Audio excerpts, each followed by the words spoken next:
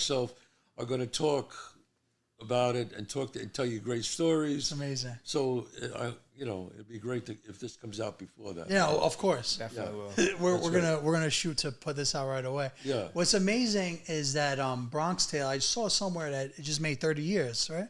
30 years. It's 30. That's why we're showing. 30-year Congratulations anniversary. on Thank that. you. Yeah. Now, it started with your one-man show. 34 years ago.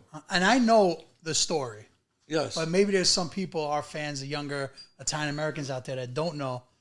But Okay. tell us how that all... I'll tell you the story of a Bronx, how it all started. And because this is growing up Italian, I'm going to tell you everything about it. Yeah, I want to know everything. Get the scoop. Yeah, I'm going to give you the scoop.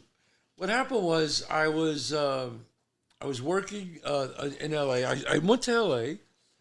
after I was an actor, obviously, in New York, and I was doing some theater here, and I got a few small parts and things. And then I went to L.A. and I hit it right away. I mean, in other words, boom, guest star. This was 1986, 87. Hill Street Blues. I got on a show called Hill Street Blues. Boom. Matlock, Dallas. I got on guest star. Bam, bam, bam. I was like, wow, this is great.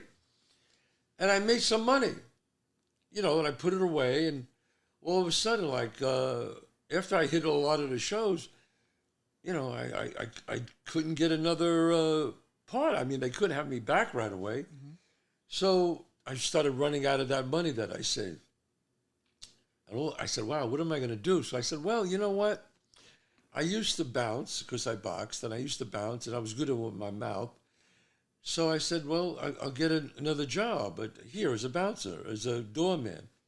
So I got a job at this swanky club called 2020 in Beverly Hills. And I was working there, and I was then I was collecting unemployment and working there, supplementing my income, And then finally one day, see, here's the deal. When you're a doorman, there's 3 things you can't do. If a person comes over and breaks one of these rules, he'll never get in the club. Okay, one thing is you never say to the doorman, do you know who I am? You cannot say that word. What about if I say, do you know who he is? Like, because I'm known for doing that. Oh, yeah. When I'm with my friends that are popular, I'll be like... That's terrible. But the worst is, do you know who I am? He's laughing because he knows it's true. No, because...